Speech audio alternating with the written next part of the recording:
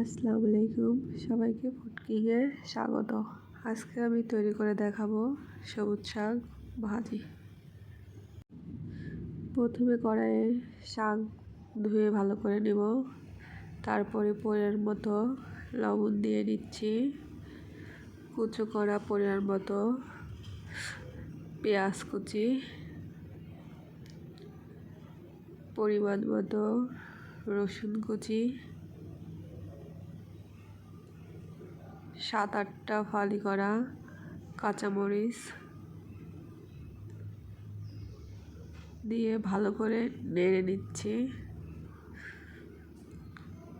তারপর এটা এভাবে রেখে দেব, ঢাকনা দিয়ে ঢাকবো না, যাতে পানিটা ভালোভাবে শুকিয়ে আসে।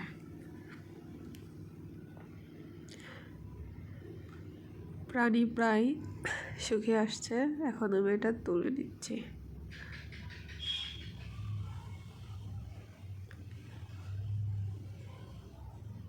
কড়াই এখন তেল দিয়ে দিচ্ছি, 1/3 কাপ পরিমাণ গরম করে নিব এটা। তারপরে পরিমাণ মতো আবার রসুন কুচি দিব,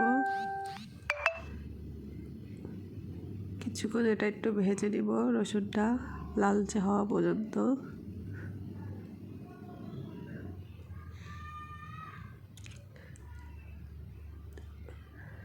তারপরে দিয়ে দিব পরিমাণ মতো পেঁয়াজ কুচো,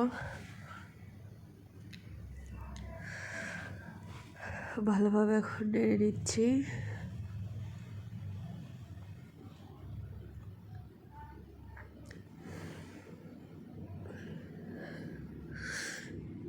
এখন দিয়ে দেব কাঁচামরিচ,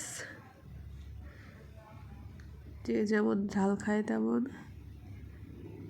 দিয়ে এখন এগুলো ভালো করে লালচে হওয়া পর্যন্ত ভেজে নিতে হবে, যেন এটা কাঁচা গন্ধ না থাকে।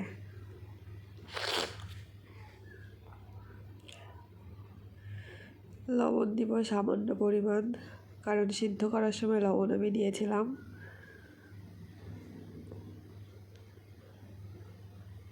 এখন শাক সিদ্ধটা আমি কড়াইয়ে দিয়ে দিচ্ছি, দিয়ে এটা ভালোভাবে নাড়ব।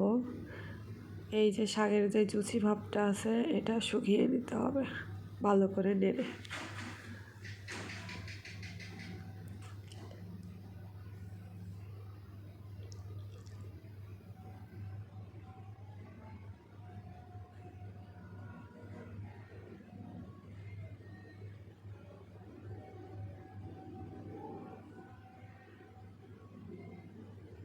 এখন আমার ভাজি করা শেষ প্রায়।